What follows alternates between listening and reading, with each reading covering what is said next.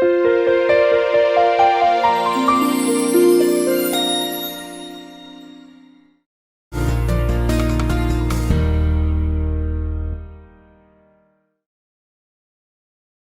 انشا کا سفرنامہ۔ چلتے ہو تو چین کو چلیے۔ تحریر ابن انشا، آواز عارف باحلیم۔ لانگ مارچ کی کہانی، حصہ دوم۔ دریائے تاتو کا پار کرنا لانگ مارچ کی سب سے خطرناک اور سب سے حیرتناک مہم گنی جاتی ہے، دریائے یانگسی کے عبور سے کہیں زیادہ۔ یہاں سرخ فوج کے قدم رک جاتے تو وہ نیست و نابود ہو جاتی۔ تاریخ میں اس سے پہلے کتنی ہی فوجیں دریائے تاتو کے کنارے پر تباہ ہو چکی تھیں۔ 19ویں صدی میں تائپنگ کی بغاوت مشہور ہے۔ مانچوؤں کی شاہی فوجوں نے 1,00,000 تائپنگ فوج کو یہیں روکا اور ختم کر دیا، اور اب چیانگ کائی شیک نے سوچا کہ انقلابیوں کا حشر یہی ہونا ہے، یہ دریا ان کے خون سے رنگین ہوگا۔ لیکن تائپنگ فوج کی کمان کرنے والے شہزادہ شے نے یہ غلطی کی تھی کہ 3 دن کو وہاں رک گیا تھا اپنے بیٹے کی سالگرہ منانے کے لیے۔ ان 3 دنوں میں شاہی فوج نے اسے گھیر کر راہ فرار مسدود کر دی۔ انقلابیوں کو یہ غلطی دہرانا نامنظور تھا، لہٰذا یانگسی سے شمال رویا زیچوان میں داخل ہو کر جلد ہی وہ آزاد لولو لینڈ کے علاقے میں داخل ہو گئے، جہاں سفید اور سیاہ جنگجو لولو قبائل آباد ہیں۔ یہ قبیلے کبھی چین کے مطیع نہیں رہے اور چینیوں سے ان کو ازلی دشمنی ہے۔ سرخ فوجی اس سے پہلے دوسرے صوبوں کے قبائل کے درمیان سے بخیر و خوبی گزر چکے تھے، اور ان قبائل کے کچھ آدمی ان کی فوجوں میں شامل ہو چکے تھے۔ اب ان کو ایلچی بنا کر لولو سرداروں کے پاس بھیجا گیا۔ رستے میں سرخ فوجوں نے بہت سے قبائلی سرداروں کو کومنتانگ کے افسروں کی قید سے چھڑایا بھی تھا۔ اتفاق سے سرخ فوج کے ہراول دستے کا کمانڈر ان نواح میں رہ چکا تھا اور ان کی زبان بھی کچھ بول لیتا تھا۔ وہ جا کر لولو سرداروں سے ملا، انہیں بتایا کہ وہ چینی جن سے تم نفرت کرتے ہو اور ہیں، ہم اور ہیں، ہمیں تمہاری آزادی کا احترام ہے۔ کومنتانگ کے دشمن تم بھی ہو، ہم بھی ہیں۔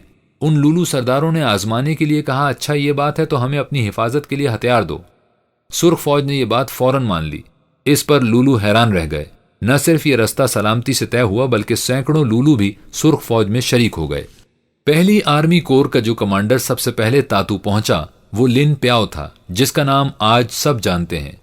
لولو لینڈ کے جنگلوں سے نکل کر جہاں درختوں اور سبزے کی وجہ سے کومنتانگ کے ہوائی جہاز بھی ان کو نہ دیکھ سکے، یکلخت ان لوگوں نے دریا کی ساحلی چوکی این جن چانگ پر دھاوا بول دیا۔ یہاں پھر قسمت نے ان کی یاوری کی۔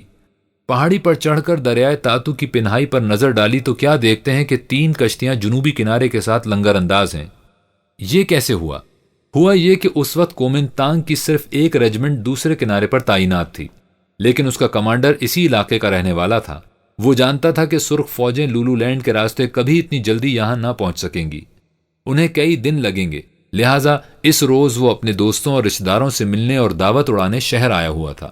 سرخ فوجوں نے کمانڈر کو بھی پکڑا، کشتیاں بھی قبضے میں کی، اب بس دریا پار کرنا تھا۔ ہر کمپنی میں سے 16 آدمیوں نے پہلی کشتی میں دریا پار کرنے اور دوسری کشتیاں ادھر لانے کی پیشکش کی۔ جنوبی کنارے پر سرخ فوج نے مشین گنیں نصب کی اور چوکس ہو کر بیٹھ گئے۔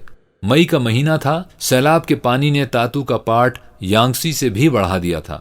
کشتی کو اس پار پہنچنے میں 2 گھنٹے لگے۔ ادھر بستی کے لوگ سانس روکے کھڑے دیکھ رہے تھے کہ اب کیا ہوتا ہے۔ اب ان کا صفایا ہوا کہ ہوا، لیکن جنوبی کنارے سے سرخ فوجوں نے مشین گن کی ایک حفاظتی باڑ ماری۔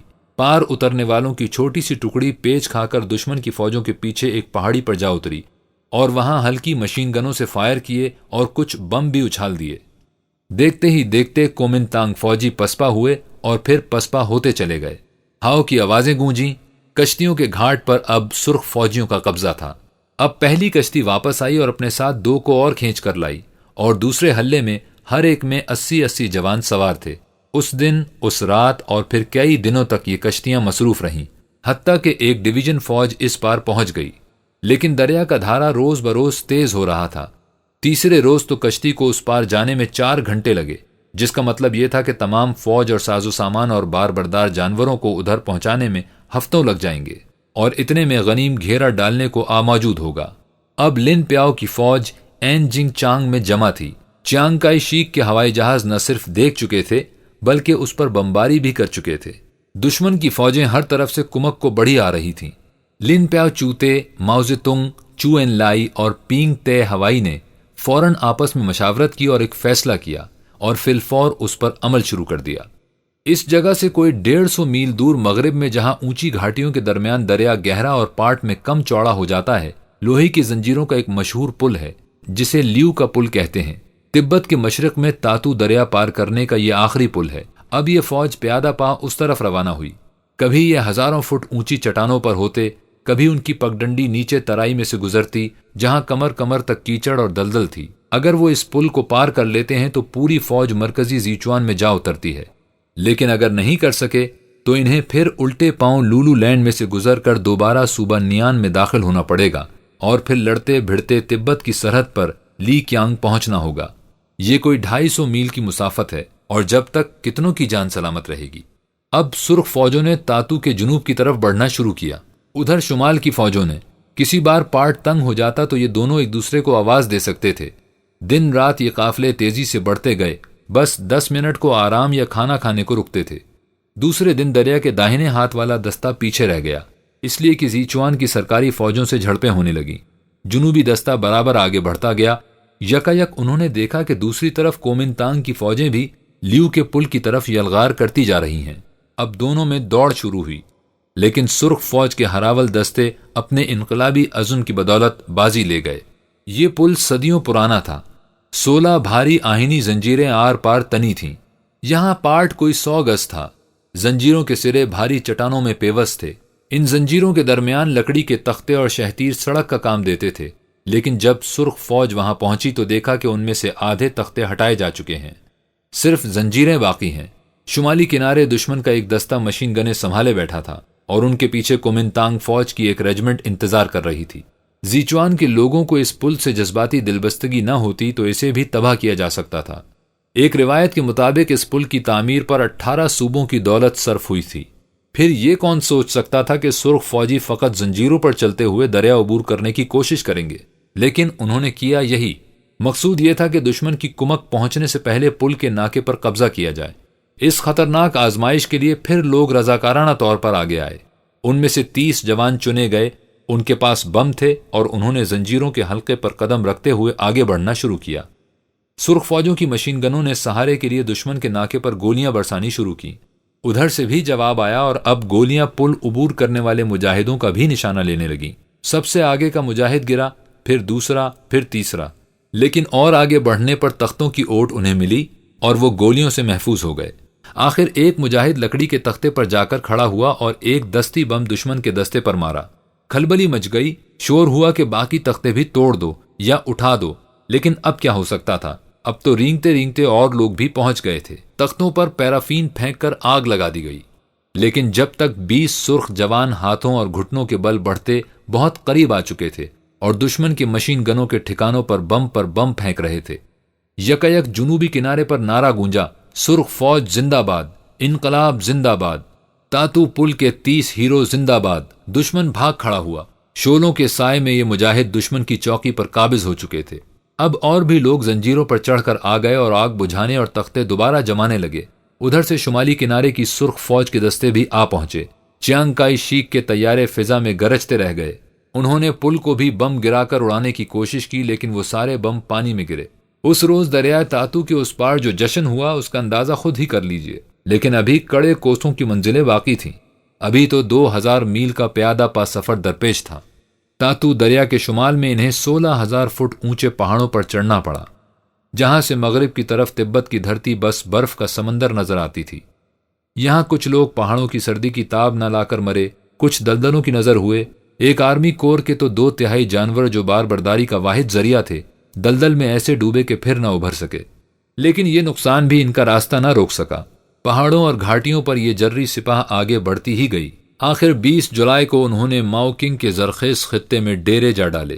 یہ بھی ایک انقلابی علاقہ تھا، لیکن ان لوگوں کو تو اور آگے جانا تھا۔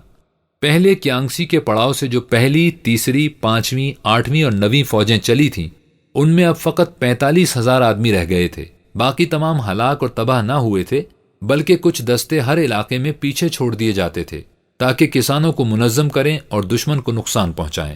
ہزاروں رائفلیں سرے راہ اسی لیے لوگوں میں بانٹ دی گئی تھیں۔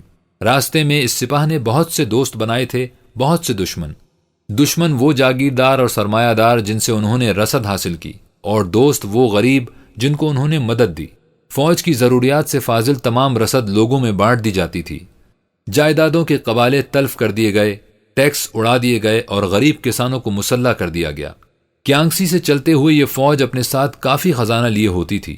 جب کبھی کسانوں سے کچھ لیا جاتا اس کا معاوضہ بھی دیا جاتا تھا۔ وہ تو یہ جانتے تھے کہ یہ غریب آدمیوں کی فوج ہے۔ یہاں 3 ہفتے آرام کرنے کے بعد انقلابیوں کی مجموعی سپاہ جو 1 لاکھ تھی، روانگی سے پہلے 2 حصوں میں بٹ گئی۔ ایک نے شمال مغرب کا رخ کیا، دوسرا زیچوان میں رہ گیا۔ اس وقت کچھ انقلابی اس خیال کے بھی حامی تھے کہ یہیں خود کو اور مستحکم کر کے نیکسی کے جنوب کے علاقے پر دوبارہ قبضہ کرنے کی کوشش کی جائے، لیکن ماؤ زیتونگ اور ان کے ہم خیال شمال مغرب کی طرف خروج کے حامی تھے۔ آخر اگست میں قافلہ سوئے شمال مغرب روانہ ہوا، لیکن کچھ فوج چوتے کی کمان میں زیچوان ہی میں چھوڑ دی گئی۔ خروج کرنے والی سپاہ کی کمان ماؤ زیتونگ، لن پیاؤ، چو این لائی اور دوسرے کمانڈر کر رہے تھے۔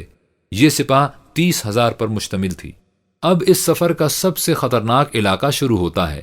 مانرو قبائل کی سرزمین اور مشرقی قصبے کے خونخوار خانہ بدوشوں سی فان کی قلمرو۔ یہاں انقلابی فوج کو زبردست مزاحمت کا سامنا کرنا پڑا۔ ان کے پاس روپیہ تھا لیکن اس سے خوراک نہ خرید سکتے تھے۔ بندوقیں تھیں لیکن کس پر چلاتے؟ دشمن سامنے نہ آتا تھا، گھات میں لگا رہتا تھا۔ جدھر یہ فوج جاتی لوگ بستیاں اجاڑ جاتے، ساری کھانے پینے کی چیزیں سمیٹ لے جاتے، مرغیاں، بطخیں اور مویشی ہر چیز ہانک لے جاتے۔ اگر کوئی فوجی کسی بھیڑ کو پکڑنے کے لیے راستے سے ادھر ادھر ہوتا تو زندہ و سلامت واپس نہ آتا۔ جہاں کوئی ایسا درہ آتا جس میں سے 2-4 سے زیادہ گزرنے کی گنجائش نہ ہوتی تو یہ لوگ اوپر سے چٹانیں لڑکا دیتے۔ یہاں اس کا موقع ہی نہ تھا کہ کوئی ان پر واضح کرتا کہ وہ اور چینی ہیں جن سے تم ڈرتے ہو، یہ اور ہیں۔